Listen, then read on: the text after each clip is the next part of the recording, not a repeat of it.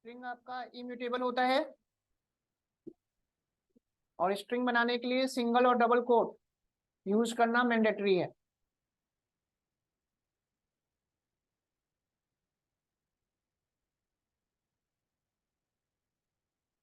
पीछे दिख रहा है सबको? अब दिख रहा है? क्या कर दूं? और साइज बड़ा करूं?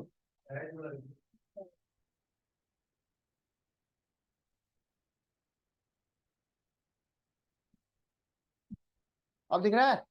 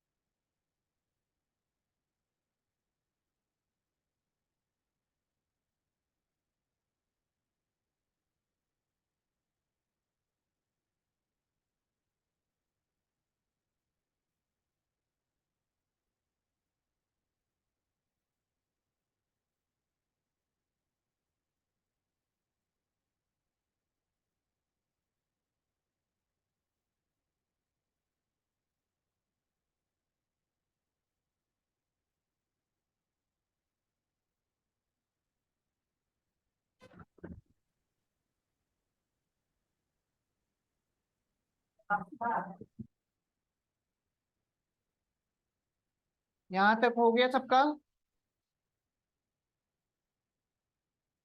तो स्ट्रिंग को एक लाइन में आपको डिफाइन करना है कि एक group of characters are called string. तो स्ट्रिंग में आपका नंबर भी हो सकता है, अल्फाबेट भी हो सकता है और स्पेशल सिंबल भी हो सकता है।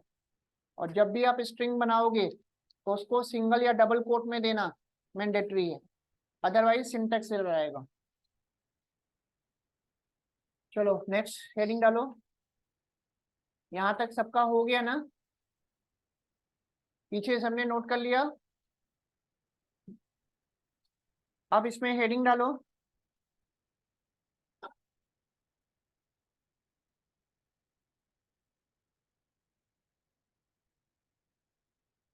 इंडेक्सिंग एंड स्लाइसिंग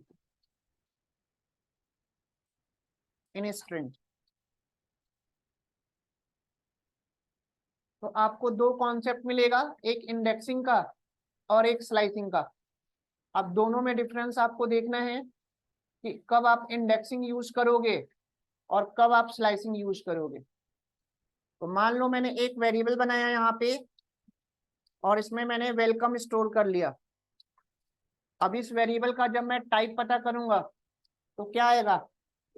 स्ट्रिंग आएगा। तो अब पहले इंडेक्सिंग के बारे में नोट कर लो। अगर आपको किसी भी स्ट्रिंग में से कोई भी सिंगल कैरेक्टर अगर एक्सेस करना है तो आप इंडेक्सिंग का कॉन्सेप्ट यूज करोगे। मान लो आपको वेलकम में से ओनली सी चाहिए या डब्ल्यू चाहिए या एम चाहिए, कोई भी आपको कैरेक्टर अगर सिंगल कैरेक्टर एक्सेस करना है तो उसके लिए आप क्या यूज करोगे? इंडेक्सिंग। और अगर आपके कोई भी आपके पास स्ट्रिंग है और उसमें मोर देन वन कैरेक्टर एक साथ अगर एक्सेस करना है तो फिर स्लाइसिंग। मान लो वेलकम में से मेरे को कम चाहिए, मी चाहिए, वेल चाहिए, तो मोर देन वन कैरेक्टर हो गया ना। तो जब भी आपको मोर देन वन कैरेक्टर एक साथ अगर एक्सेस करना है तो उसके लिए आप स्लाइसिंग यूज करोगे। इंडेक्सिंग का यूज करके आप more than one character at a time access नहीं कर सकते। तो इंडेक्सिंग और स्लाइसिंग में यही मेजर डिफरेंस है कि अगर आपको सिंगल कैरेक्टर एक्सेस करना है तो इंडेक्सिंग यूज करोगे और more than one character access करना है तो क्या यूज करोगे? स्लाइसिंग। तो इसके बारे में एक बार नोट कर लो। Using indexing we can access only one character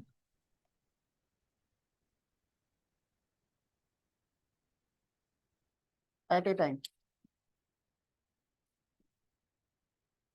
तो इंडेक्सिंग के बारे में समझ में आ गया। अब ये भी लिख लेना कि in Python indexing are two types. तो पाइथन में जब हम इंडेक्सिंग देखेंगे तो आपको दो तरह का इंडेक्सिंग मिलेगा। एक आपको फॉरवर्ड इंडेक्सिंग मिलेगा। Sir good afternoon. और दूसरा आपको बैकवर्ड इंडेक्सिंग मिलेगा। तो पाइथन का प्लस पॉइंट ये है, इसमें आपको फॉरवर्ड इंडेक्सिंग भी मिलेगा और बैकवर्ड भी इंडेक्सिंग भी मिलेगा। जबकि अनदर लैंग्वेज में सी प्लस प्लस, जावा में ओनली आपका फॉरवर्ड इंडेक्सिंग होता था, लेकिन पाइथन में फॉरवर्ड के साथ साथ बैकवर्ड इंडेक्सिंग का भी कॉन्सेप्ट दे रखा है। और सबसे ज्यादा पाइथन में बैकवर्ड इंडेक्सिंग हम यूज करते हैं। अब फॉरवर्ड इंडेक्सिंग लिख लेना, ये हमेशा बाय डिफॉल्ट जब भी स्टार्ट होगा फॉरवर्ड इंडेक्सिंग 0 से, तो लिख लेना कि बाय डिफॉल्ट स्टार्ट्स विथ 0। इसको आप चेंज नहीं कर सकते, सिस्टम डिफाइंड होता है। और जब भी आप बैकवर्ड इंडेक्सिंग आप यूज करोगे तो बैकवर्ड इंडेक्सिंग हमेशा बाय डिफॉल्ट स्टार्ट्स विथ -1। तो ये चीज आपको याद रखना है कि पाइथन में जब भी आप इंडेक्सिंग का कॉन्सेप्ट यूज करोगे तो उसमें आपको दो तरह की इंडेक्सिंग मिलेगी, एक फॉरवर्ड और एक बैकवर्ड। फॉरवर्ड इंडेक्सिंग हमेशा 0 से स्टार्ट होगा और बैकवर्ड इंडेक्सिंग हमेशा -1 से स्टार्ट होगा। इसको आप चेंज नहीं कर सकते, सिस्टम खुद लेता है अपने आप, है ना। इतना क्लियर हो गया। तो इंडेक्सिंग का मतलब समझ में आ गया कि कोई भी आपके पास स्ट्रिंग है और उस स्ट्रिंग में से कोई भी अगर सिंगल कैरेक्टर अगर आपको एक्सेस करना है तो उसके लिए आप क्या यूज करोगे, इंडेक्सिंग। अब स्लाइसिंग के बारे में नोट कर लो। तो इंडेक्सिंग और स्लाइसिंग जो टॉपिक है वो बहुत ही इंपॉर्टेंट है, सबसे ज्यादा यूज होगा। और इंडेक्सिंग स्लाइसिंग जो टॉपिक है ये आपको स्ट्रिंग में, लिस्ट में और टपल में सब में कॉमन होता है। तो एक बार अगर आपने स्ट्रिंग में अच्छे से समझ लिया तो फिर आपको लिस्ट में और टपल में प्रॉब्लम नहीं आएगी, सब में सेम होता है। तो स्लाइसिंग के बारे में लिख लेना कि using slicing we can access more than one character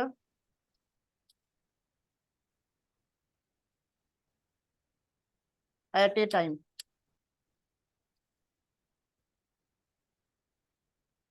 तो मेजर डिफरेंस यही है कि अगर आपको सिंगल कैरेक्टर एक्सेस करना है तो इंडेक्सिंग यूज करोगे, और more than one character access करना है तो क्या यूज करोगे, स्लाइसिंग। तो स्लाइसिंग का भी यूज करके आप सिंगल कैरेक्टर एक्सेस तो कर सकते हो, लेकिन कोई उसका एडवांटेज होगा नहीं। तो आपको हमेशा याद रखना है कि जब भी आपको सिंगल कैरेक्टर एक्सेस करना होगा तो उस केस में आप इंडेक्सिंग ही यूज करोगे। स्लाइसिंग का भी यूज करके सिंगल कैरेक्टर एक्सेस कर सकते हो, लेकिन उस केस में आपका एग्जीक्यूशन टाइम ज्यादा लेगा। स्लाइसिंग का कॉन्सेप्ट आप बेसिकली तब यूज करोगे जब आपको at a time more than one character access करना हो। क्लियर। अब स्लाइसिंग के लिए कुछ सिंटेक्स होता है, सिंटेक्स कैसे आपको फॉलो करना है लिख लो, फिर इसी चीज को हम प्रैक्टिकल देखेंगे। तो स्लाइसिंग का अगर मैं सिंटेक्स की मैं बात करूं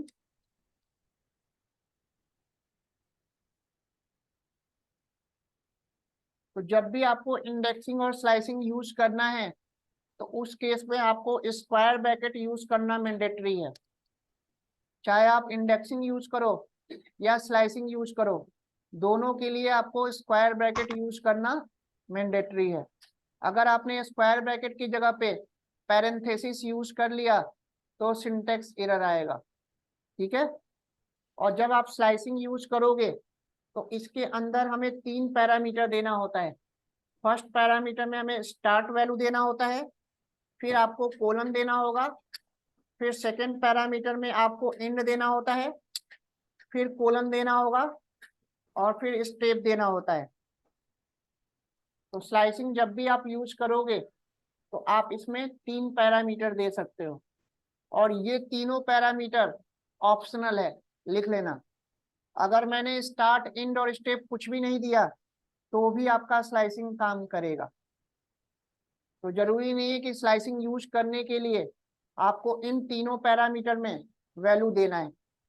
आप दे भी सकते हो, नहीं भी दे सकते हो, तो लिख लेना कि तीनों पैरामीटर ऑप्शनल होता है। तो अभी जब हम प्रैक्टिकल करेंगे तो वहां पे मैं स्टार्ट और एंड और स्टेप में कुछ भी नहीं दूंगा, फिर भी आपका स्लाइसिंग काम करेगा। अब स्टार्ट, एंड और स्टेप में क्या क्या डिफरेंसेस होता है, अभी जब हम इसको प्रैक्टिकल करके देखेंगे तो आपको समझ में आ जाएगा कि स्लाइसिंग हमें यूज कैसे करना है। अभी इतना कॉन्सेप्ट क्लियर हो गया कि इंडेक्सिंग के लिए जब भी आपको सिंगल कैरेक्टर एक्सेस करना होगा तो आप क्या यूज करोगे, इंडेक्सिंग। और इंडेक्सिंग आप दो तरह से यूज कर सकते हो, फॉरवर्ड और बैकवर्ड। फॉरवर्ड के लिए हमेशा आपको पॉजिटिव वैल्यू देनी है और बैकवर्ड के लिए हमेशा आपको निगेटिव वैल्यू देनी है। और अगर आपको more than one character access करना है तो उस केस में आप क्या यूज करोगे, स्लाइसिंग। तो इंडेक्सिंग और स्लाइसिंग में डिफरेंस क्लियर। प्रैक्टिकल देखें, यहाँ तक कोई डाउट तो नहीं है किसी को, नोट डाउन कर लिया सबने। अनीता कोई डाउट यहाँ तक? सर। इंडेक्सिंग स्लाइसिंग समझ में आ गया ना? Yes sir. अब इसको प्रैक्टिकल करते हैं तो और समझ में आ जाएगा। तो इंडेक्सिंग स्लाइसिंग आप अच्छे से समझना, बहुत इंपॉर्टेंट टॉपिक है ना। और आगे जब आप डेटा एनालिसिस करोगे, मशीन लर्निंग करोगे तो वहां पे सबसे ज्यादा यूज होगा। पूरा पाइथन आपका इंडेक्सिंग और स्लाइसिंग पे बेस्ड है। अब आपको सबसे पहले समझना होगा कि जैसे ही मैंने कोई भी एक स्ट्रिंग बनाया तो ये कंप्यूटर की मेमोरी में, रैम में, वो इंडेक्सिंग कैसे ले रहा है, फॉरवर्ड और बैकवर्ड कैसे ले रहा है, ये हम खुद से नहीं दे सकते, सिस्टम खुद लेता है। ठीक है, तो अभी मैं जो बना रहा हूँ उसको आप लोग कॉपी पे बना लो, तभी आपको इंडेक्सिंग और स्लाइसिंग वाला कॉन्सेप्ट समझ में आएगा। अब मैं बताने जा रहा हूँ कि कंप्यूटर की मेमोरी में, रैम में, वो इंडेक्सिंग लेता कैसे है, फॉरवर्ड या बैकवर्ड।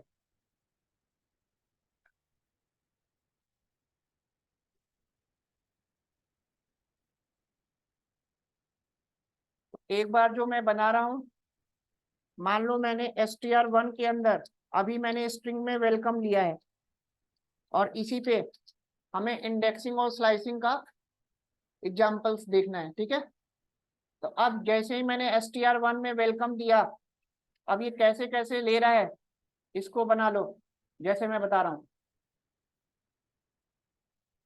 तो कंप्यूटर की मेमोरी में, रैम में कुछ ऐसे ऐसे बॉक्सेस बनेंगे जो आपको दिखेगा नहीं। तो जैसे जैसे मैं बना रहा हूँ कॉपी में बना लो आप लोग, तभी आपको इंडेक्सिंग स्लाइसिंग समझ में आएगा। ऐसे ऐसे बॉक्सेस बना लो।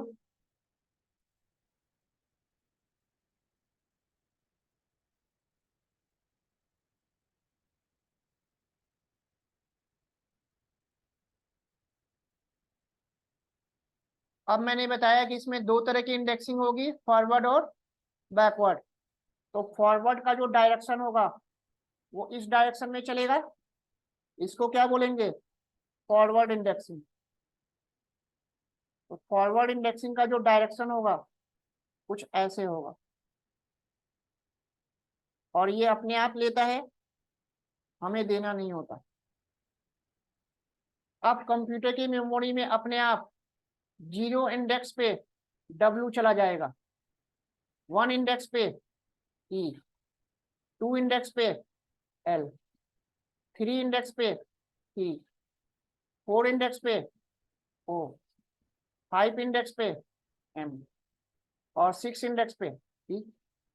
तो फॉरवर्ड इंडेक्सिंग समझ में आया कैसे कैसे लेता है। तो आपको स्ट्रिंग को देखते ही माइंड में सेट कर लेना है कि रैम में ऐसे ऐसे वो इंडेक्सिंग ले रहा होगा। आ रही बात समझ में? अब बैकवर्ड भी बना लो।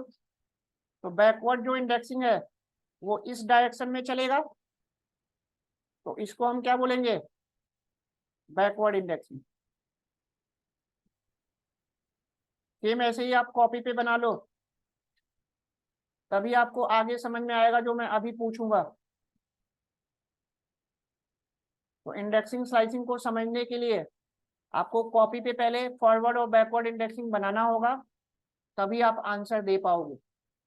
अब बैकवर्ड इंडेक्सिंग हमेशा -1 से स्टार्ट होगा, तो -1 पे ई चला जाएगा, -2 पे एम, -3 पे ओ, -4 पे सी, -5 पे एल, -6 पे ई, -7 पे डब्ल्यू। तो इस तरह से आप लोग कॉपी पे बना लो। इंडेक्सिंग समझ में आया सबको? फॉरवर्ड और बैकवर्ड कैसे लेता है? इसमें कोई कंफ्यूजन हो, कोई डाउट हो तो पूछ लो। पीछे आ रहा है सबको समझ में? कॉपी पे ऐसे बना लो जैसे मैंने बनाया है।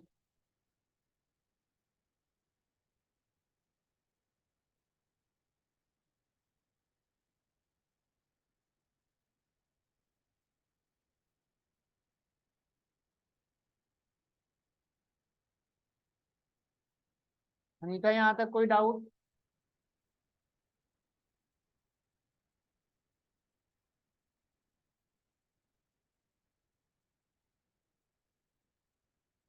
यहाँ तक आ रहा है सबको समझ में?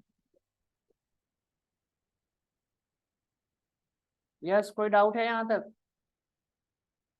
No sir.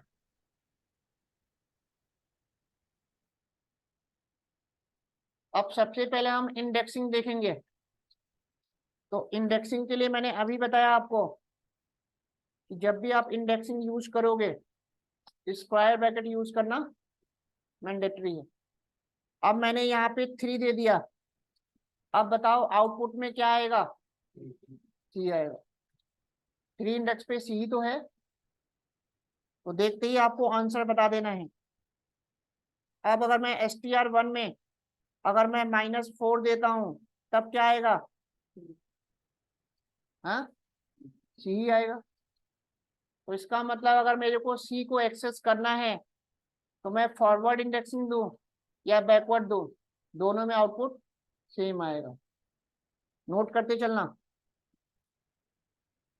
अब अगर मैं str1 में अगर मैं -1 देता हूं, अब क्या आएगा? ये आ जाएगा। बात समझ में आ रही है सबको? पीछे समझ में आ रहा है सबको? पीछे दिख रहा है ना सबको? तो समझ में आ रहा है कैसे इंडेक्सिंग काम कर रहा है? कोई कंफ्यूजन होगा तो पूछ लेना। अब अगर मैं प्रिंट करके str1 में अगर मैंने -7 दे दिया तब क्या आएगा? डब्ल्यू। तो अगर मैं 0 इंडेक्स दूं या -7 दूं, डब्ल्यू ही आएगा। तो इस तरह से मैं फॉरवर्ड या बैकवर्ड कोई भी इंडेक्स देके मैं कोई भी कैरेक्टर एक्सेस कर सकता हूँ। इंडेक्सिंग में तो कोई डाउट नहीं है किसी को? अलग अलग करके देख लोगे ना? नोट कर लो।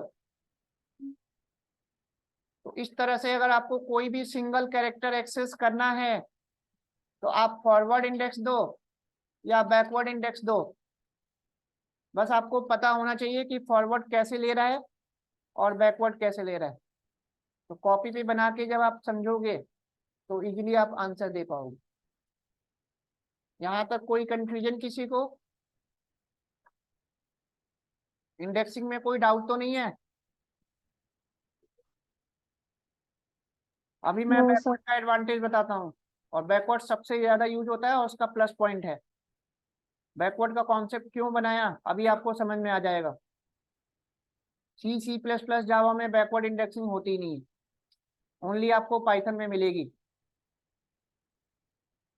अब आपसे कुछ इंटरव्यू में ऐसे भी क्वेश्चन पूछ लिए जाएंगे। मैंने क्या किया है, यहाँ पे str1 में मैंने इंडेक्स दे दिया 10। अब बताओ इसका आउटपुट क्या आएगा? 10 इंडेक्स तो है ही नहीं ना।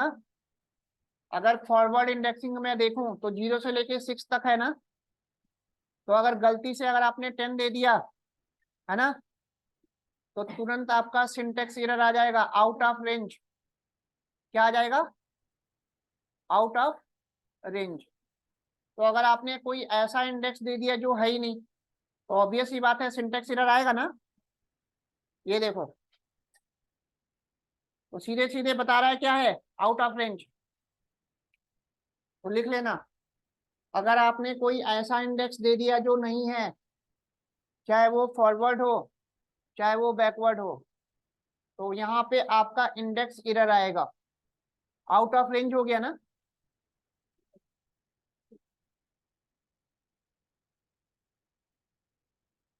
यहाँ तक सबको समझ में आया? अब यहाँ पे अगर मैं -8 अगर दे दूं, मैंने यहाँ पे इंडेक्स दिया है 10, और 10 तो है ही नहीं ना, तो आउट ऑफ रेंज तो बताएगा ना, एरर आएगा। अगर मैं यहाँ पे -8 दूंगा तो भी इंडेक्स एरर आएगा, क्योंकि -8 तो है ही नहीं ना। तो अगर आप ऐसा इंडेक्स दे रहे हो फॉरवर्ड में या बैकवर्ड में जो है ही नहीं, तो ऑब्वियस ही बात है एरर आएगा। तो लिख लेना, तो फॉरवर्ड में या बैकवर्ड में अगर आपने ऐसा इंडेक्स दे दिया जो है ही नहीं, तो वो एरर देगा, आउट ऑफ रेंज। और एरर का नाम भी याद रखना है आपको, index error, out of range.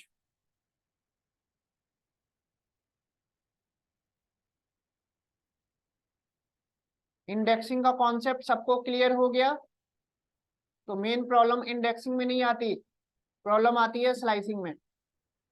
ठीक है, इंडेक्सिंग में तो कोई कंफ्यूजन है ही नहीं, जो भी मैं इंडेक्स दूंगा फॉरवर्ड या बैकवर्ड, वो कैरेक्टर आपको डिस्प्ले कर देगा। और अगर कोई ऐसा इंडेक्स दे दिया जो है ही नहीं, तो वो इंडेक्स एरर दे देगा। यहाँ तक नोट डाउन कर लिया सबने? अनीता, कोई डाउट है यहाँ तक?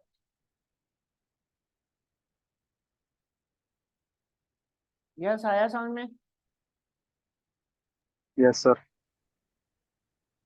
तो अब मैं स्लाइसिंग बताने जा रहा हूँ, जो मेन इंपॉर्टेंट है। ठीक है, सबसे ज्यादा आपको स्लाइसिंग पे ही प्रैक्टिस करनी है ना।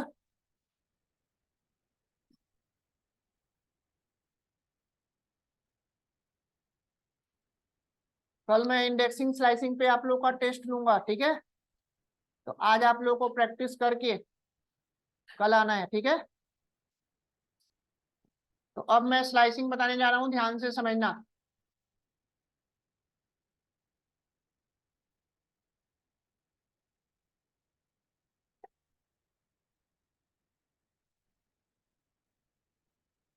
तो अभी मैंने स्लाइसिंग के लिए बताया था कि 3 पैरामीटर देना होता है, स्टार्ट, एंड और स्टेप। तो अभी मैं स्टार्ट और एंड की बात करूंगा, ठीक है। अभी हम स्टेप बाद में देखेंगे। अभी मैंने क्या किया, स्टार्टिंग वैल्यू मैंने दे दी 0, मतलब 0 इंडेक्स से स्टार्ट हो, और एंड वैल्यू दे दी 6। तो अब आउटपुट में क्या आएगा, तो हमेशा याद रखना कि ये 0 से स्टार्ट होगा और 5 तक चलेगा। एंड में जो भी वैल्यू हम देते हैं वो एक्सक्लूड होता है, इंक्लूड नहीं होता, हमेशा एक कम चलेगा। इसको लिख लेना, एंड में जो भी हम वैल्यू देंगे हमेशा उससे एक कम चलेगा, एक्सक्लूड होता है, इंक्लूड नहीं होता। तो अब ये जब 0 से लेके 5 तक चलेगा तो पूरा वेलकम आएगा और ई नहीं आएगा ना। अगर आपको कंप्लीट वेलकम चाहिए तो आपको एंड में एक वैल्यू ज्यादा देना होगा। तो अगर मैं यहाँ पे स्टार्टिंग वैल्यू दे दूं 0 और एंड वैल्यू दे दूं 7, तो अब ये 0 से लेके 6 तक चलेगा और कंप्लीट वेलकम आ जाएगा। तो ये चीज नोट कर लेना कि एंड में जो भी हम वैल्यू देते हैं वो वैल्यू एक्सक्लूड होता है, इंक्लूड नहीं होता, हमेशा एक कम चलेगा। स्टार्ट और एंड समझ में आया सबको, नहीं आया? और ये भी लिख लेना, अभी मैंने स्टेप की वैल्यू नहीं दी है, तो बाय डिफॉल्ट अगर हम स्टेप की वैल्यू नहीं देते हैं तो बाय डिफॉल्ट वो 1 लेता है, लिख लेना। यानी कि भले ही हमने यहाँ पे स्टेप नहीं दिया है लेकिन वो 1 ले रहा है। क्या ले रहा है? 1। लिख लेना। तो थर्ड पैरामीटर में अगर हम वैल्यू नहीं देते हैं तो बाय डिफॉल्ट 1 लेता है। स्टार्ट और एंड समझ में आया कैसे काम कर रहा है? नोट कर लो। अब इसका एक बार आउटपुट बताना आप लोग क्या आएगा। str1 मैंने 3 से स्टार्ट किया और 7 दे दिया। तो 3 पे क्या है? सी है। तो 3 से कम 6 तक चलेगा ना, तो कम आ जाएगा। इस तरह से हमने वेलकम से कम हमने क्या किया? एक्सट्रैक्ट कर लिया। तो स्लाइसिंग का एडवांटेज आप लोग को आ रहा है समझ में? यहां तक नोट डाउन कर लिया सबने? अब आप ये भी नोट कर लेना,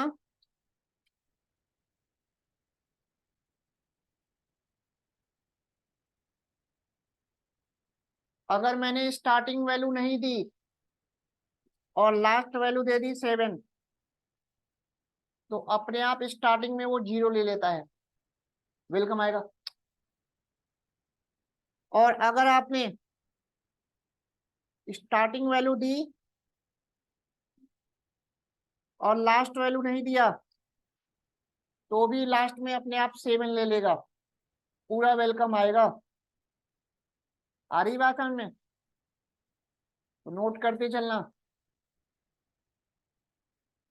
और अगर आपने ना तो आपने स्टार्ट वैल्यू दिया और ना एंड वैल्यू दिया, ना स्टेप दिया, कुछ भी नहीं दिया, तो भी ये पूरा चलेगा। अपने आप स्टार्ट में 0 ले लेगा और एंड में 7 ले लेगा, पूरा वेलकम आएगा। तो इसीलिए मैंने स्टार्टिंग में आपको बताया था कि स्लाइसिंग में तीनों में कोई भी पैरामीटर अगर हम कोई भी वैल्यू नहीं देते हैं, स्टार्ट एंड और स्टेप, तो भी आपका स्लाइसिंग काम कर रहा है।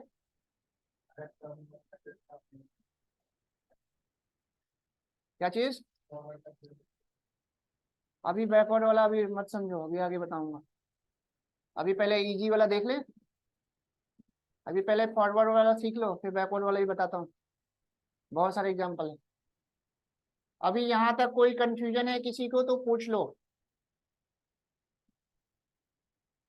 तो ऐसे ऐसे थोड़ी प्रैक्टिस करनी है आप लोग को।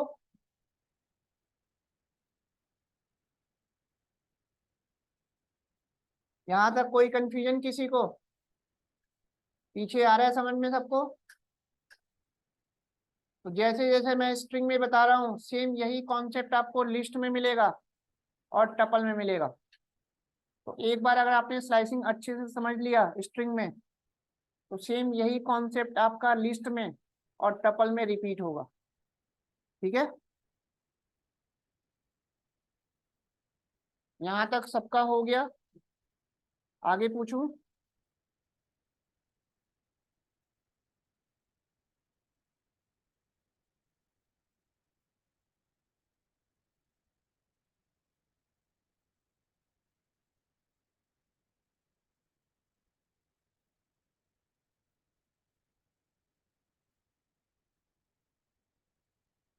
स्टार्ट वैल्यू मैंने दे दी 0, एंड वैल्यू दे दी 7, है ना? या एंड वैल्यू मैंने दे दी 15। चलो अब बताओ इसका आउटपुट क्या आएगा? क्या आएगा? पूरा वेलकम आ जाएगा, कोई एरर नहीं आएगा। तो इंडेक्सिंग में प्रॉब्लम आएगी आपको, स्लाइसिंग में एरर नहीं आएगा। अगर स्लाइसिंग में आपने ज्यादा दे भी दिया, उसके आगे वो स्पेस मिलता रहता है। आई बात समझ में? चलेगा ये 0 से लेके 14 तक, लेकिन आपका जो कैरेक्टर है वो 0 से लेके 6 तक है, और 6 के बाद जितने भी चलेगा वो 14 तक स्पेस मिलता जाएगा। आई बात समझ में? तो स्लाइसिंग में आप ज्यादा दे सकते हो, कोई प्रॉब्लम नहीं है ना? कोई एरर नहीं आएगा, कंप्लीट वेलकम आएगा। लिख लेना। इंडेक्सिंग में प्रॉब्लम आएगी आपको, स्लाइसिंग में प्रॉब्लम नहीं आएगी। यहां तक बात समझ में आई सबको? पीछे आ रहा है समझ में? चलो अब बताना इसका आउटपुट क्या आएगा। स्टार्टिंग वैल्यू दे दी 0, इंड वैल्यू दे दी 7 और स्टेप में मैंने दे दिया 2। अब इसका आउटपुट क्या आएगा सोच के बताना।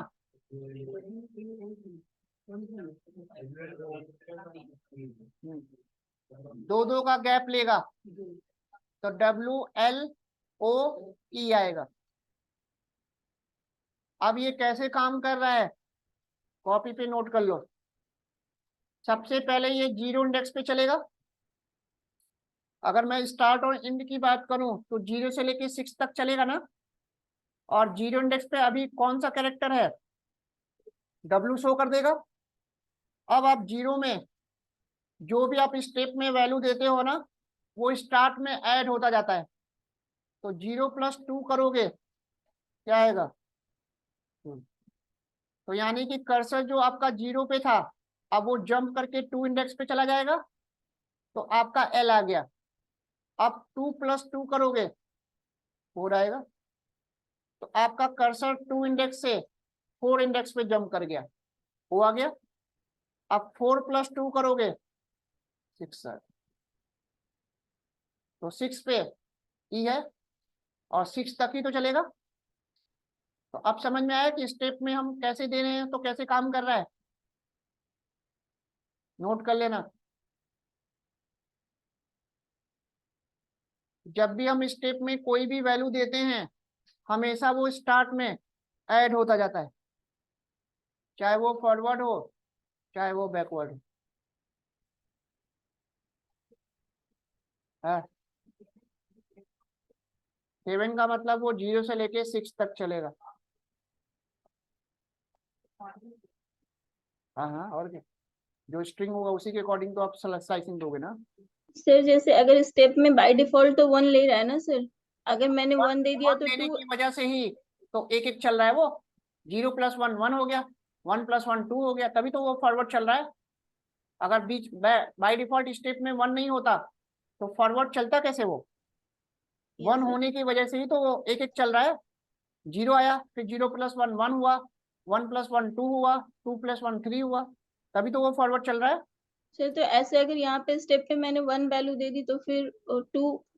आप स्टेप में 1 दो या ना दो बाय डिफॉल्ट 1 होता ही है। वो तो सर होता है, लेकिन इन केस अगर दे दिया तो। तो दे दिया तो कुछ फर्क थोड़ी पड़ेगा, वैसे ही चलेगा। अच्छा, ओके। वेलकम ही आएगा, कुछ नया थोड़ा ना आएगा। ये लो। ओके, ठीक। तो जब बाय डिफॉल्ट वो लेता ही है 1 तो हमें 1 देने की जरूरत क्या है।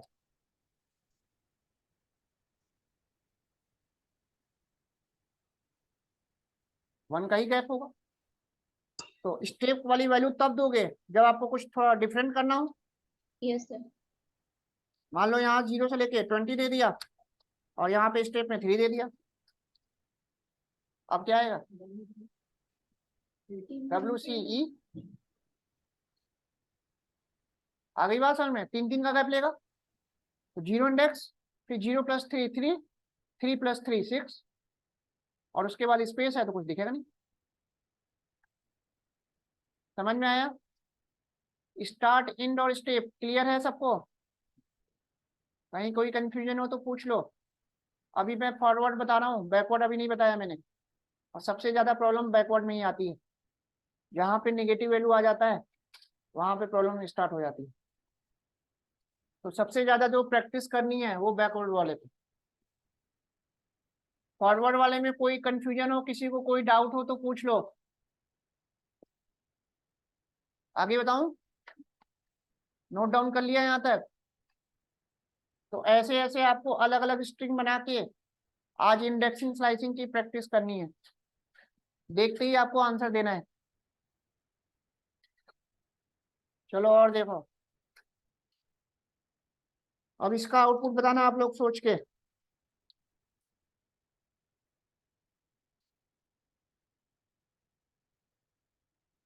मैंने स्टार्टिंग वैल्यू -7 दे दी और एंड वैल्यू -1 दे दी। अब बताओ इसका आउटपुट क्या आएगा, सोच के बताना ध्यान से। सबसे पहले तो ये बताओ कि स्टार्ट कहाँ से होगा और कहाँ तक चलेगा।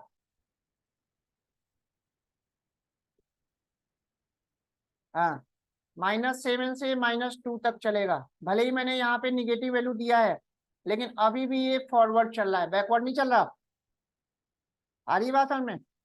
बैकवर्ड तो तब चलेगा जब मैं स्टार्टिंग वैल्यू दूं -1। अभी भी ये क्या चल रहा है, इसी डायरेक्शन में चल रहा है फॉरवर्ड। -7 से जब -2 चलेगा तो इसी डायरेक्शन में तो चलेगा, उल्टा तो चल नहीं रहा। तो अब यहाँ पे आउटपुट में क्या आ जाएगा, ई नहीं आएगा वेलकम में।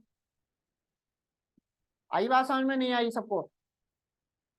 -7 पे W है और -2 पे M है, तो पूरा वेलकम आएगा ना ई को हटा के। कोई कंफ्यूजन इसमें किसी को? -7 इंडेक्स पे आपका क्या है, W।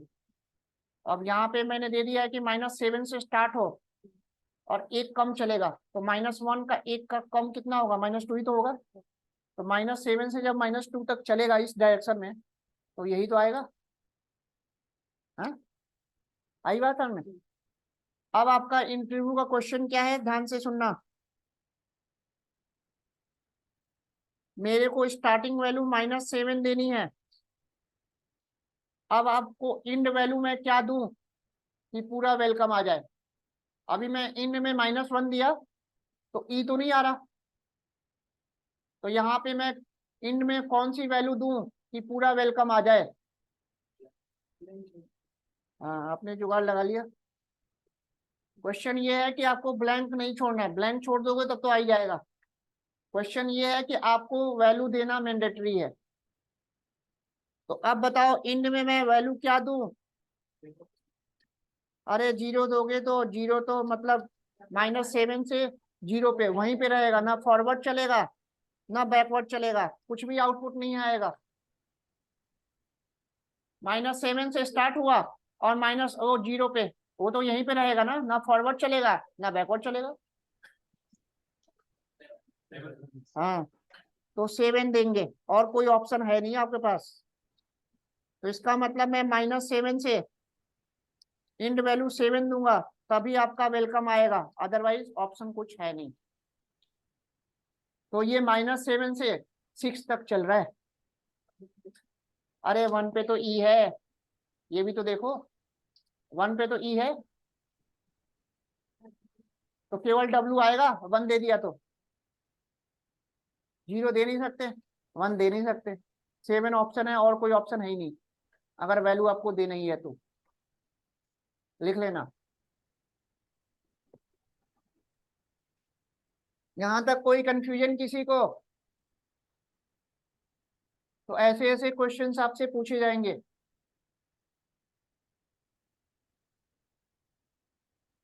तो अभी भी मैंने फॉरवर्ड ही बताया, अभी बैकवर्ड नहीं बताया। अब मैं बैकवर्ड बताने जा रहा हूँ। फॉरवर्ड में कोई डाउट तो नहीं है किसी को?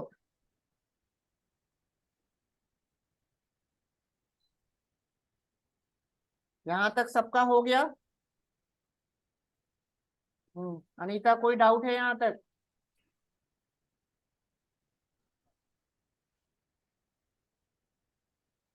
यस, कोई डाउट? No sir.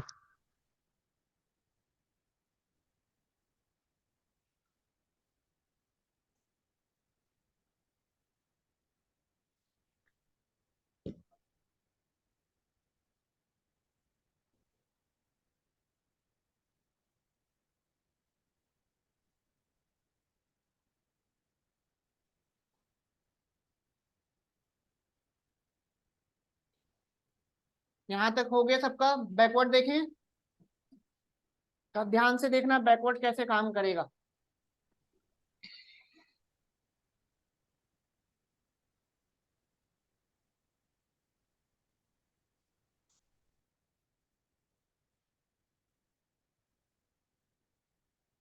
अब मैंने यहाँ पे स्टार्टिंग वैल्यू दे दी -1 और इंड वैल्यू दे दी मैंने -8।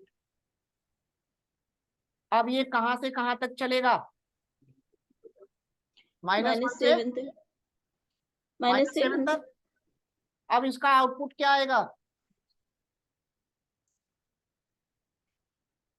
सर MOEMOC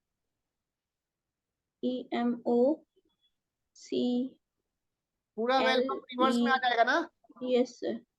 EMOCLEW, यही तो आना चाहिए, लेकिन इसका आउटपुट कुछ भी नहीं आएगा, ब्लैंक आएगा।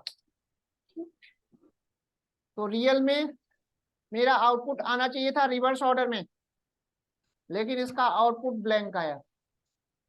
तो रीजन बताऊं क्यों ब्लैंक आया? हमारे अकॉर्डिंग तो ये रिवर्स में आना चाहिए था। -1 से स्टार्ट अगर होगा और -7 तक चलेगा, एक कम चलेगा ना, तो पूरा वेलकम आना चाहिए था रिवर्स ऑर्डर में, लेकिन इसका आउटपुट कुछ भी नहीं आया। तो इसका रीजन क्या है समझ लो ध्यान से।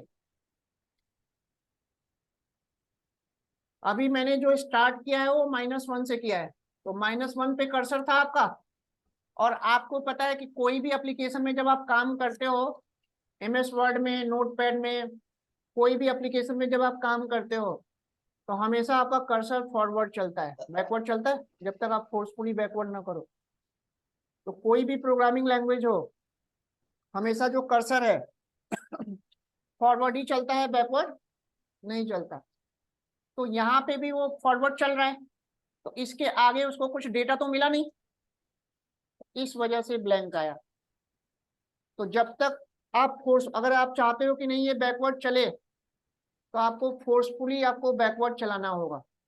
बाय डिफॉल्ट किसी भी प्रोग्रामिंग लैंग्वेज में कर्सर हमेशा फॉरवर्ड चलता है, बैकवर्ड कहीं नहीं चलता। आ रही बात समझ में?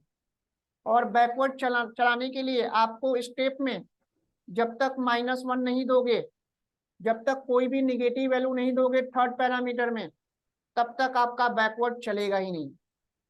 ये पॉइंट नोट कर लेना। स्टेप में जब तक आप कोई भी निगेटिव वैल्यू नहीं दोगे, तब तक आपका कर्सर बैकवर्ड कभी भी नहीं चलेगा। अगर स्टेप में आपने कोई भी पॉजिटिव वैल्यू दिया या नहीं दिया, हमेशा फॉरवर्ड चलेगा। जब तक आप स्टेप में निगेटिव वैल्यू नहीं दोगे, कर्सर आपका बैकवर्ड कभी भी चल ही नहीं सकता। तो अब अगर आपको बैकवर्ड चलाना है तो यहाँ पे क्या करना पड़ेगा?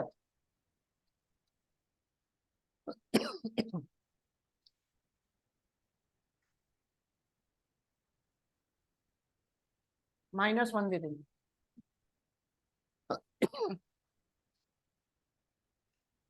अब समझ में आया कैसे काम कर रहा है? एक बार इसको नोट कर लो। तो जब तक आप थर्ड पैरामीटर में स्टेप में -1 नहीं दोगे, तब तक ये बैकवर्ड चल ही नहीं सकता।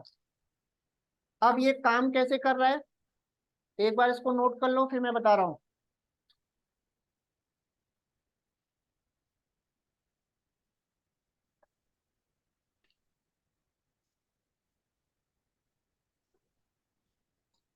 यहां तक सबका हो गया?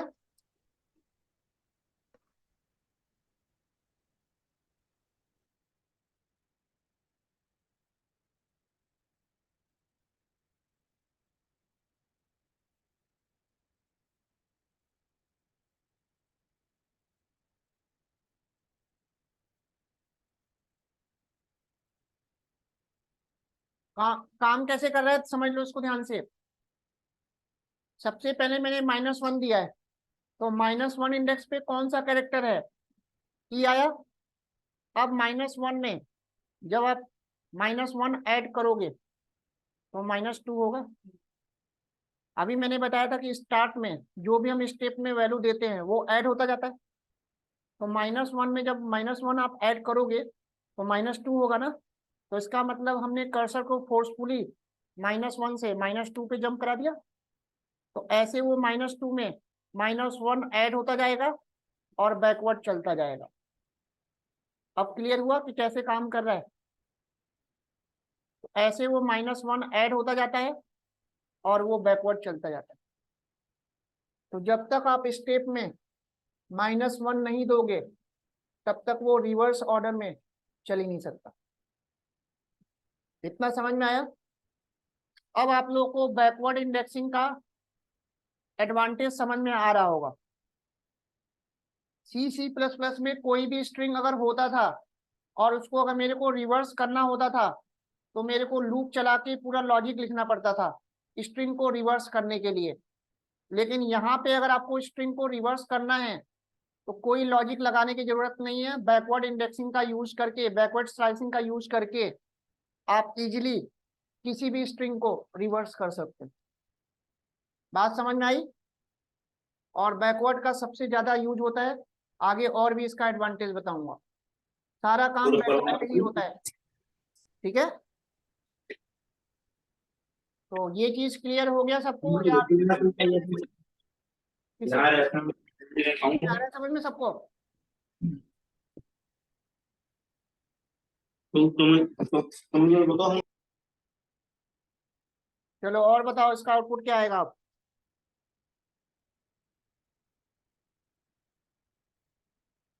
मैंने स्टार्टिंग वैल्यू नहीं दी, एंड वैल्यू नहीं दी, और स्टेप में मैंने -1 दे दिया, तो अपने आप स्टार्टिंग में -1 ले लेगा, एंड में -8 ले लेगा अपने आप, और अभी भी रिवर्स ऑर्डर में वेलकम आएगा।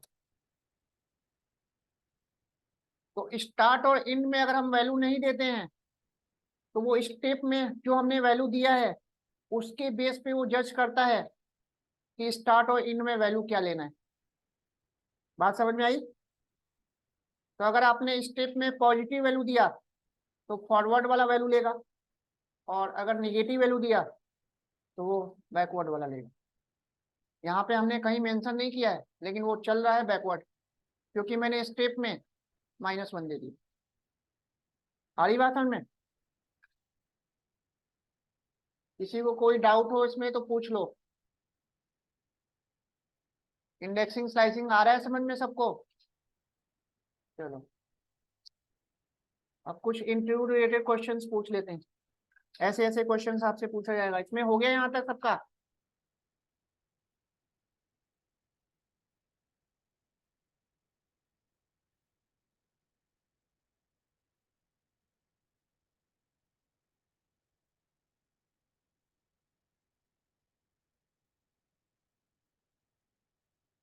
अब इसका आउटपुट बताना आप लोग, सोच के बताना इसका आउटपुट क्या आएगा। EOLW, दो का गैप लेगा रिवर्स ऑर्डर में। तो पहले -1 पे जो भी है E आ गया, और -1 में -2 ऐड होगा तो -3, फिर -3 में -2 ऐड होगा -5, ऐसे चलेगा। फिर -5 में -2 ऐड होगा -7। समझ में आ रहा है कैसे काम कर रहा है? किसी को कोई डाउट?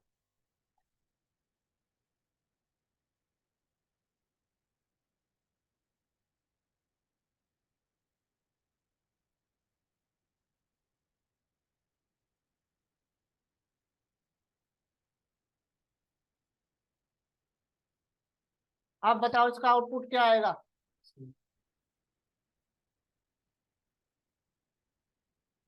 कहाँ से कहाँ तक चलेगा? 3 से 3 तक ही तो चलेगा। तो सिंगल कैरेक्टर आएगा, 3 तो आएगा, 3 से 3 तक एक कम चलेगा। इसमें कोई डाउट? चलो अब इसका आउटपुट बताना सोच के।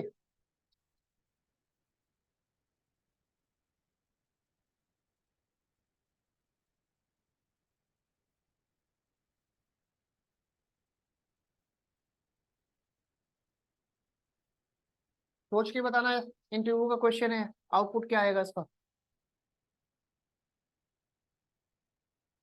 स्टार्टिंग इंडेक्स मैंने दे दिया 2, और एंड में वैल्यू दे दिया 7, और स्टेप में मैंने दे दिया नेगेटिव। क्या आएगा आउटपुट में?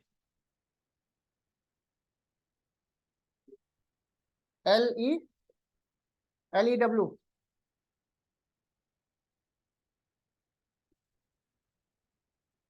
ध्यान से सोच के बताओ। Only L। क्या आएगा?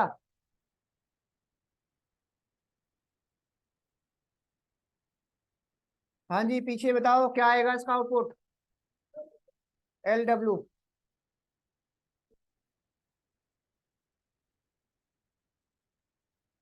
और कोई एरर तो है ही नहीं, पहली बात। आउटपुट में क्या आएगा, ध्यान से सोच के बताओ।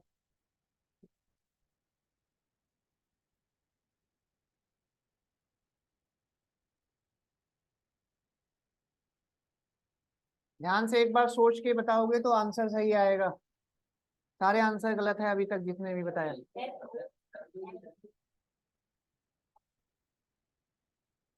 इसका आउटपुट ब्लैंक आएगा, कुछ भी नहीं आएगा। तो इतना ज्यादा दिमाग लगाने की जरूरत है नहीं, आउटपुट आएगा ब्लैंक।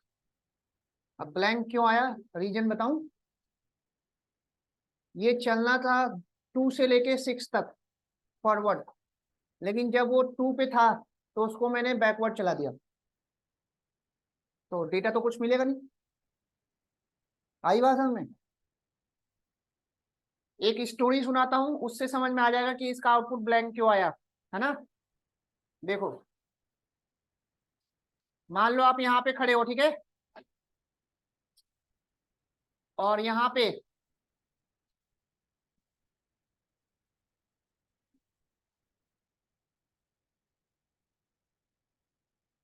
पे कुआं है, ठीक है, पानी पीना है आपको, तो इस डायरेक्शन में आपको चलना पड़ेगा ना। लेकिन आप जब यहाँ पे खड़े थे, यहाँ पे उल्टे डायरेक्शन में आप जा रहे हो, तो आपको पानी मिलेगा। तो वही चीज यहाँ पे भी हो रहा है। चलना था हमें यहाँ पे 2 से लेके 6 तक, लेकिन मैं फॉरवर्ड ना चल के यहाँ पे मैं बैकवर्ड चल गया, तो 2 से 6 के बीच में तो गया ही नहीं, तो डेटा तो मिलेगा नहीं ना उसको। तो इस वजह से ब्लैंक आया। बात समझ में आई सबको। प्रैक्टिकल रियल लाइफ में सोचोगे तो सेम वैसे ही काम कर रहा है। तो ऐसे ऐसे आपको क्वेश्चंस मिलेंगे रिटन टेस्ट में, ये बना रहेगा, आपको आउटपुट बताना होगा। क्लियर हो गया। चलो और बताओ, ध्यान से सोच के बताना इसका आउटपुट क्या आएगा।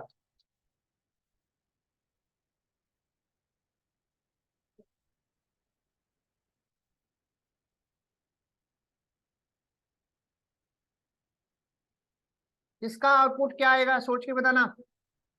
स्टार्टिंग वैल्यू मैंने दे दी 0 और एंड वैल्यू दे दी 10 और स्टेप में मैंने दे दिया 0। आउट ऑफ रेंज तो है ही नहीं, मैंने अभी बताया था स्लाइसिंग में हम ज्यादा दे सकते हैं। मैं 10 20 30 कुछ भी दे सकता हूँ, कोई प्रॉब्लम नहीं है। आउट ऑफ रेंज वाला कॉन्सेप्ट तो है ही नहीं। Sir blank output. तो यहाँ पे याद रखना, सिंटेक्स एरर आएगा। स्टेप में कभी भी हम 0 दे ही नहीं सकते हैं।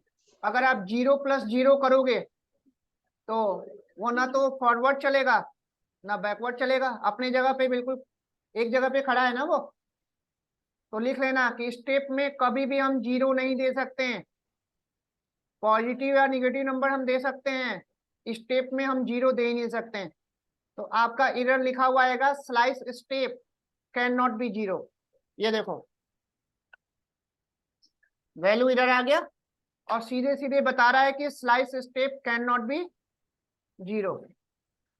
तो ये चीज याद रखना कि स्टेप में हम कभी भी 0 दे ही नहीं सकते। 0 के केस में ना तो वो फॉरवर्ड चलेगा ना बैकवर्ड चलेगा। और स्टेप में अगर हम कुछ नहीं देते हैं तो बाय डिफॉल्ट 1 लेता है। तो इंडेक्सिंग स्लाइसिंग का कॉन्सेप्ट आप लोग को क्लियर हुआ। फॉरवर्ड में बैकवर्ड में अभी भी कोई डाउट हो तो पूछ लो। तो अलग अलग आपको स्ट्रिंग बना के थोड़ी इसकी प्रैक्टिस करके आना है। कल मैं टेस्ट लूंगा इस पे। स्पेस भी 1 कैरेक्टर लेता है, इंडेक्स लेता है ना। तो मान लो अगर आपने कोई एक ऐसा स्ट्रिंग बनाया, हेलो वर्ल्ड, बीच में स्पेस है, तो स्पेस भी 1 कैरेक्टर लेगा, इंडेक्सिंग होगी उसकी, है ना। तो यहाँ पे स्पेस का इंडेक्स क्या लेगा? फॉरवर्ड 5 लेगा, है ना? और बैकवर्ड कौन सा लेगा? ठीक है, आ रही बात समझ में? नहीं आया? अरे 0 1 2 3 4 और 6 इंडेक्स पे स्पेस, 7 इंडेक्स पे डब्ल्यू। तो इसका भी एक बॉक्स बनेगा।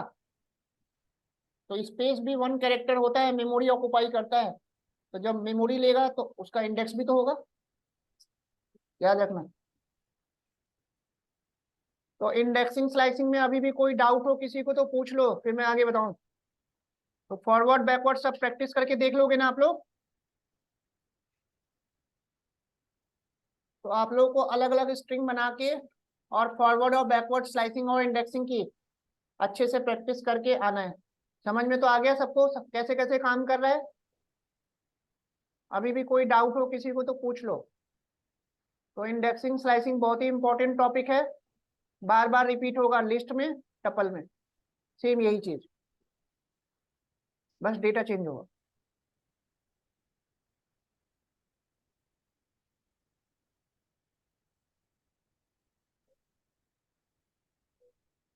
चलो आगे नोट करो। तो इंडेक्सिंग का कॉन्सेप्ट आप लोगों को क्लियर हो गया। अब कुछ इंडेक्सिंग में प्री डिफाइंड फंक्शंस और मेथड्स होते हैं, उसको आप नोट कर लो, फिर मैं 1 बाय 1 इसको बताता हूं। मैं एक बार नोट कर लो। कुछ 22 प्री डिफाइंड फंक्शंस और मेथड्स हैं स्ट्रिंग से रिलेटेड, इसको नोट डाउन कर लो। अब इन्हीं को 1 बाय 1 डिटेल में हमें देखना है। जहां जहां डॉट लगा है वो मेथड होता है, और जिसके आगे डॉट नहीं लगा वो फंक्शन है। तो अभी नीचे जाके देखोगे तो यहाँ पे एक लेन है, यहाँ डॉट नहीं लगा तो ये फंक्शन है, और जहां जहां डॉट लग जाता है वो क्या होता है? मेथड होता है। तो फंक्शन और मेथड में यही डिफरेंस है।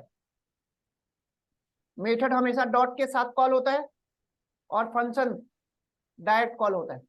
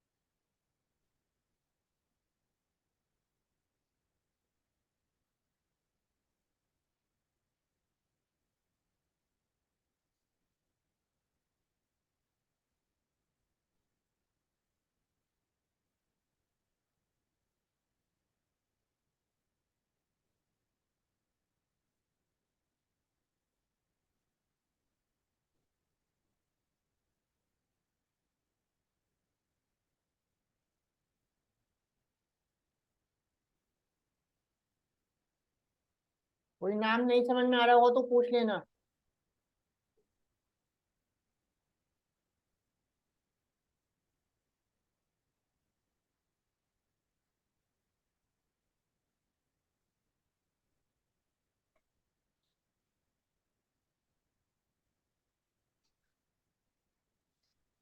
नीचे वाला एल स्ट्रिप है, 1 नहीं है, एल है वो।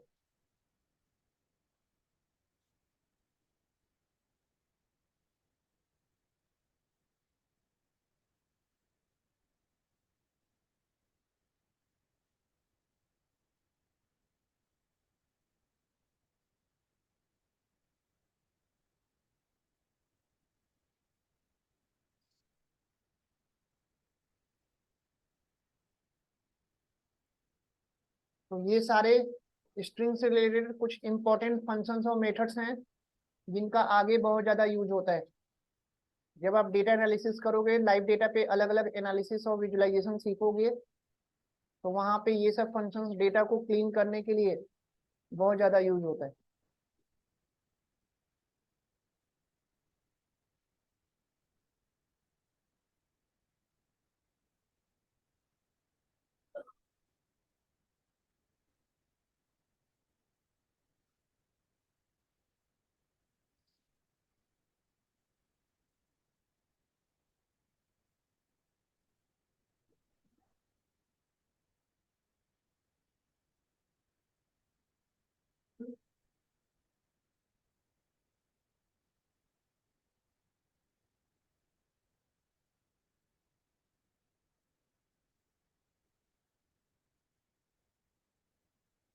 हो गया?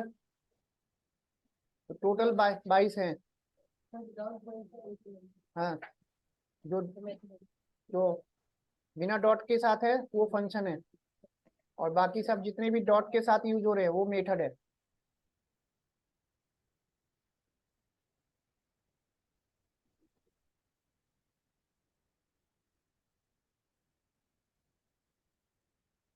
यहाँ तक हो गया सबका?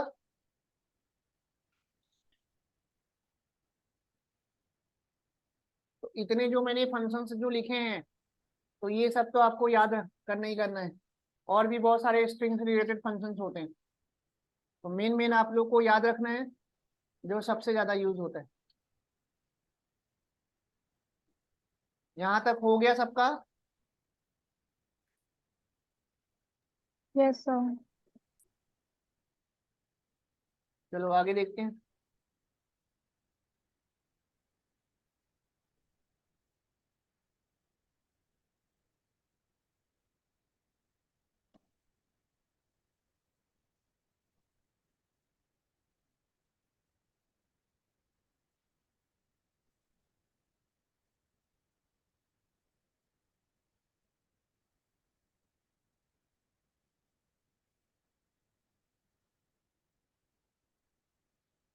इसमें लिखो string कॉनकेटनेट operator.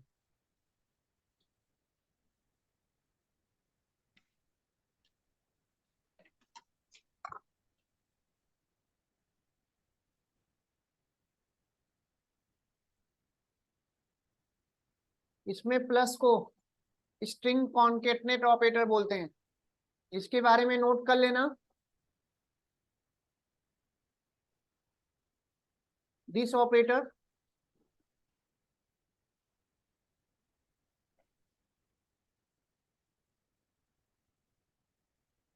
this operator is used for to combine more than one string। आपके पास more than one string है और उसको कंबाइन करना है,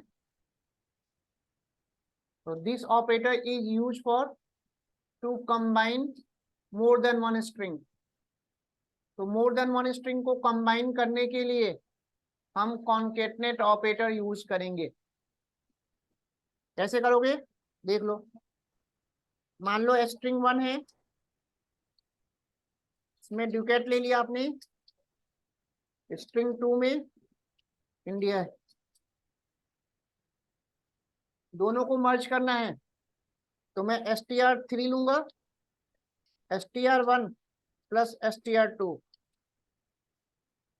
अब जब आप str3 को डिस्प्ले करोगे तो वो दोनों मर्ज हो चुका होगा।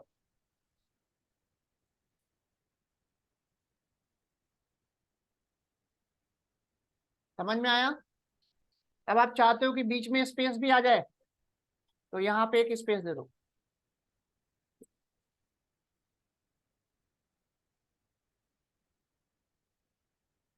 कोई कंफ्यूजन? नोट कर लो। तो मोर देन वन स्ट्रिंग को अगर आपको कंबाइन करना है तो आप कॉन्केटनेट ऑपरेटर यूज करोगे प्लस। तो प्लस को स्ट्रिंग कॉन्केटनेट ऑपरेटर बोला जाता है, और ये ऑपरेटर स्ट्रिंग, लिस्ट और टपल तीनों में सेम एक जैसा काम करता है। तो जब हम लिस्ट पढ़ेंगे, टपल पढ़ेंगे, तो वहां पे भी सेम ये ऑपरेटर यूज होगा।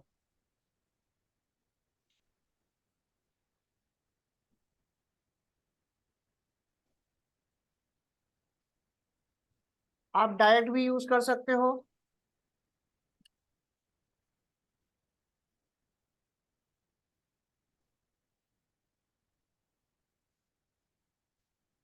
तो दोनों मर्ज हो जाएगा। ठीक है, यहां तक कोई कंफ्यूजन?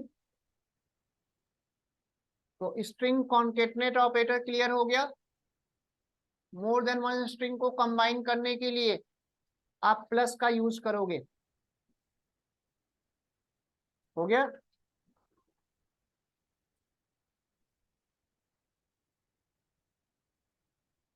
नेक्स्ट हेडिंग डालो, स्ट्रिंग रेप्लिकेट ऑपरेटर।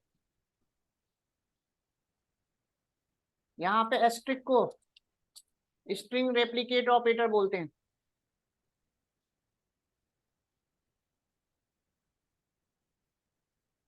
ये स्ट्रिंग को रिपीट करने के लिए यूज होता है। जितने भी आप नंबर ऑफ टाइम्स दोगे उतने टाइम स्ट्रिंग को क्या करेगा, रिपीट कर देगा। जैसे यहाँ पे मैंने क्या किया, प्रिंट str1 और रेप्लिकेट ऑपरेटर लगाया और दे दिया मैंने यहाँ पे 5, तो 5 टाइम रिपीट कर देगा वो। ये देखो 5 बार रिपीट कर दिया। अब रेप्लिकेट ऑपरेटर को स्टार्टिंग में भी लगा सकते हो, बाद में भी लगा सकते हो।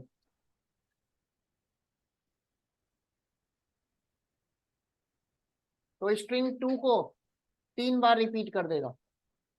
तो रेप्लिकेट ऑपरेटर को आप स्टार्टिंग में लगाओ या बाद में लगाओ, कोई प्रॉब्लम नहीं है। क्लियर हुआ? तो जितने भी आप नंबर्स दोगे उतने नंबर ऑफ टाइम स्ट्रिंग को क्या करेगा, रिपीट कर देता है।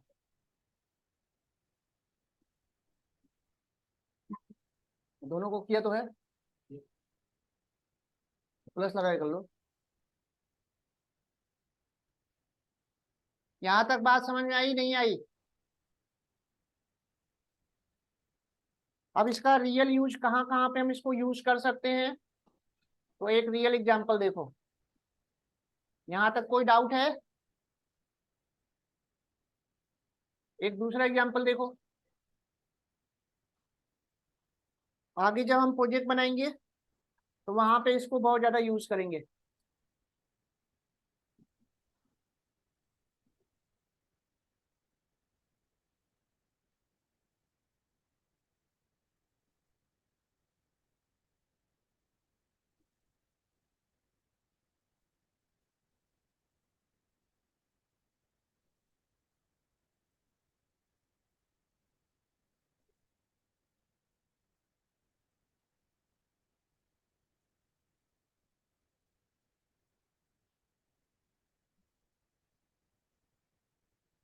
ऐसे जगह पे आप इसको यूज करोगे। अपने आप एक लाइन ड्रॉ कर दिया, ठीक है। अगर आप अंडर्स को दे दोगे यहाँ पे तो कंप्लीट लाइन ड्रॉ कर देगा।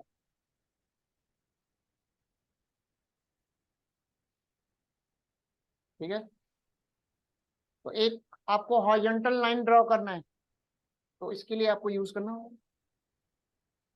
आ गई बात समझ में? तो उसने 40 टाइम उसको क्या किया, रिपीट कर दिया। आ रही बात समझ में? लिख लो।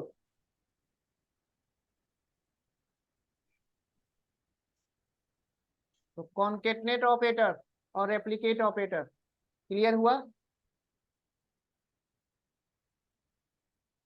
तो किसी भी कैरेक्टर को अगर आपको रिपीट करना है तो जितने भी नंबर ऑफ टाइम्स आप दोगे उतनी बार उस कैरेक्टर को क्या करेगा, रिपीट कर देगा।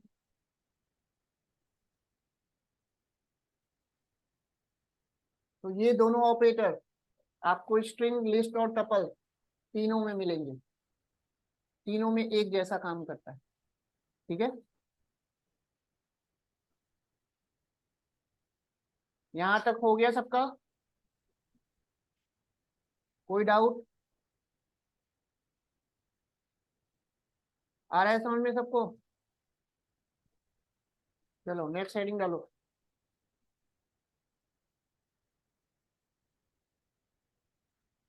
अब इसमें पहला मेथड है कैपिटलाइज।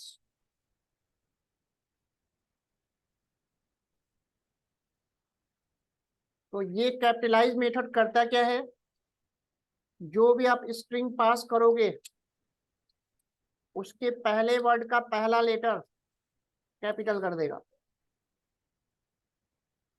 तो str1 डॉट कैपिटलाइज करूंगा,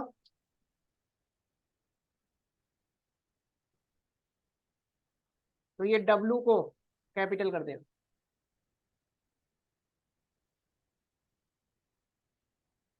तो जो भी आपने स्ट्रिंग पास किया उस स्ट्रिंग के पहले वर्ड का पहला लेटर कैपिटल करेगा। अगर सारे लेटर को कैपिटल करना है तो उसके लिए फंक्शन अलग है। तो कैपिटलाइज केवल पहले वर्ड के पहले लेटर को कैपिटल करता है।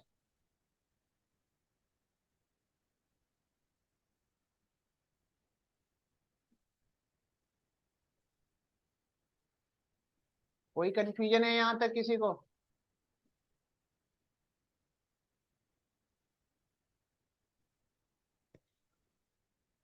आ रहा है समझ में? तो ये सब प्रैक्टिस करना है, रटने वाली चीजें हैं, याद रखना है आप लोगों को।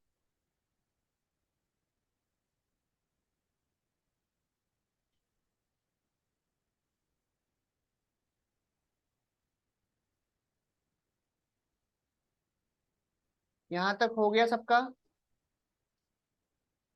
दूसरा मेथड देखो, काउंट। तो काउंट मेथड बहुत ज्यादा यूज होता है। अब काउंट मेथड में लिख लेना, इसमें 3 पैरामीटर देना होता है। पहला वाला पैरामीटर देना मैंडेटरी है, बाकी के 2 पैरामीटर ऑप्शनल है। स्ट्रिंग वाला जो पैरामीटर है वो देना मैंडेटरी है, आप ब्लैंक नहीं छोड़ सकते। और बाकी का जो 2 पैरामीटर है बिगिन और एंड ऑप्शनल है, आप दे भी सकते हो नहीं भी दे सकते। तो लिख लेना, काउंट के अंदर पहला वाला पैरामीटर देना मैंडेटरी है और बाकी के 2 पैरामीटर ऑप्शनल है। आ रही बात समझ में? अब ये काउंट करेगा क्या, देखें।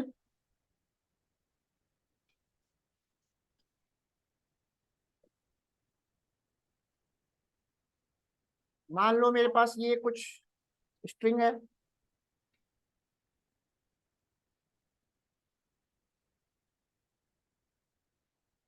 ठीक है।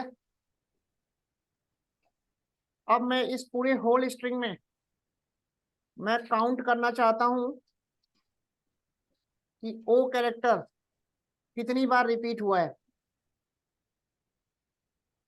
तो पूरे होल स्ट्रिंग में वो काउंट करके बताएगा कि जो ओ कैरेक्टर है वो कितनी बार रिपीट हुआ है। तो 4 आ रहा है। पूरे होल स्ट्रिंग में अगर आप देखो तो ओ 4 बार आया है, 1 2 3 4। तो पूरे होल स्ट्रिंग में आप काउंट कर सकते हो कि वो कैरेक्टर कितनी बार रिपीट हुआ है। यहां तक कोई कंफ्यूजन?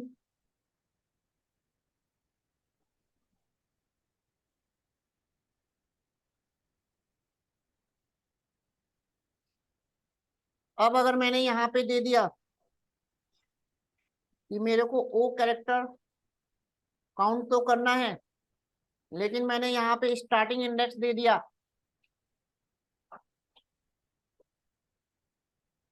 5, तो अब ये 5 इंडेक्स से काउंट करेगा। तो अब इसका आउटपुट 3 आएगा, क्योंकि अब ये 0 इंडेक्स से काउंट नहीं कर रहा। 5 इंडेक्स का मतलब क्या होगा यहाँ पे ना, अब इस 5 इंडेक्स से स्टार्ट करेगा और इस स्ट्रिंग के बीच में वो ओ काउंट करेगा कितनी बार रिपीट हुआ है, तो 3 ही तो आएगा। तो यहाँ पे मैं मेंशन भी कर सकता हूँ कि वो कहाँ से वो स्टार्ट करे। अब क्लियर हुआ? तो अगर हम स्टार्ट और एंड वाला इंडेक्स नहीं देते हैं तो पूरा होल स्ट्रिंग में काउंट करता है, ठीक है। और देखो अब मैंने यहाँ पे स्टार्ट भी दे दिया है और इंड भी दे दिया। तो स्टार्ट इंडेक्स दिया 5, है ना,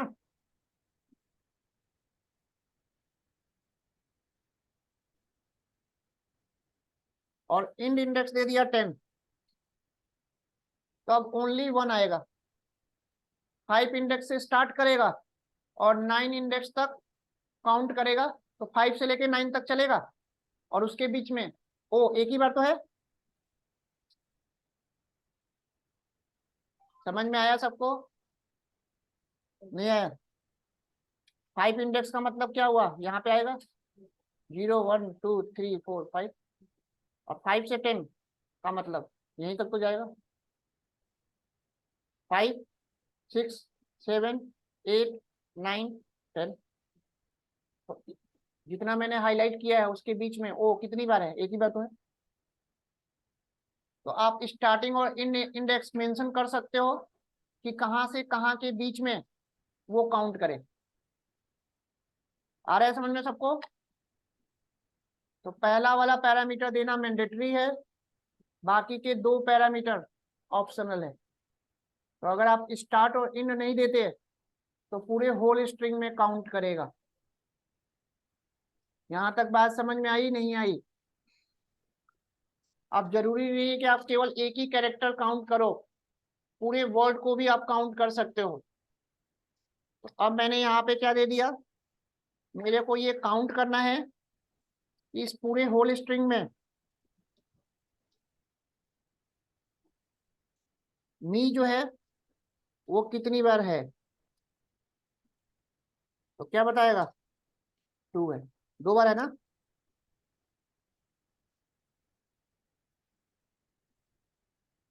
तो जरूरी नहीं है कि पर्टिकुलर आप एक ही कैरेक्टर को काउंट करो, पूरे होल वर्ड को भी आप काउंट कर सकते हो कि वो वर्ड कितनी बार रिपीट हुआ है। स्पेस भी काउंट होगा।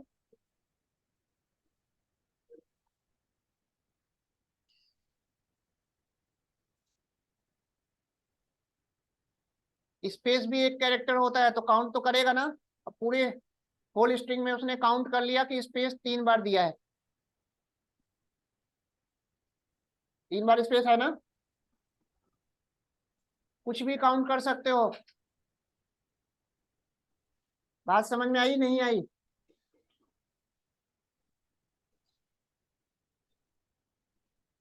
तो काउंट मेथड समझ में आया कैसे काम कर रहा है?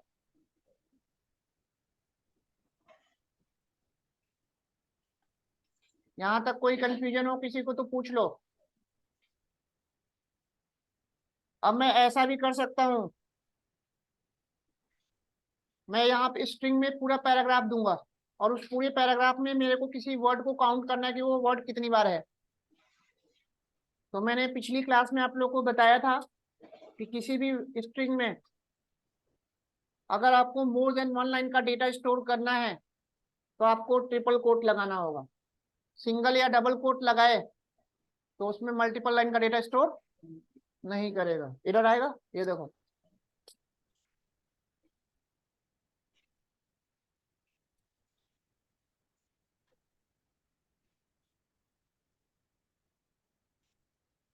कलर चेंज हो गया, ले नहीं रहा है वो। आ रही बात समझ में नहीं आ रही?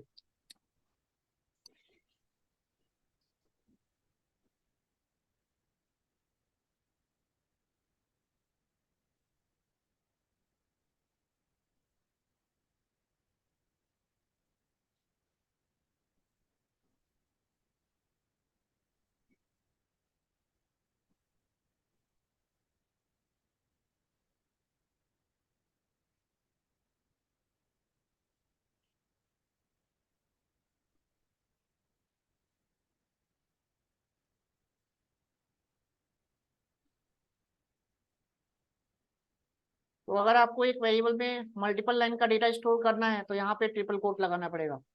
अभी ले नहीं रहा है वो। अब देखो कलर चेंज हो गया। तो अब ट्रिपल कोट लगाने से ये मत समझना कमेंट लाइन बन गया। वेरिएबल में अगर हम डेटा स्टोर करते हैं तो वो वैल्यू ले रहा है, ठीक है।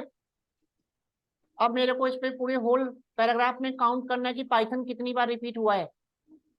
तो अब मैं काउंट कर सकता हूँ, str1 डॉट काउंट, और इसके अंदर मैं पाइथन दे दूँ तो पूरा काउंट करके बता देगा।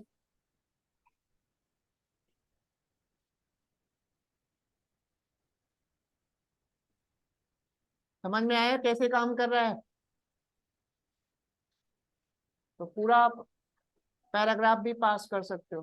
तो किसी भी वेरिएबल में अगर स्ट्रिंग में मोर देन 1 लाइन का डेटा स्टोर करना है तो याद रखना ट्रिपल कोट लगाना मैंडेटरी है। तो इसका मतलब स्ट्रिंग में आप सिंगल कोट भी दे सकते हो, डबल कोट भी दे सकते हो, और ट्रिपल कोट भी दे सकते हो।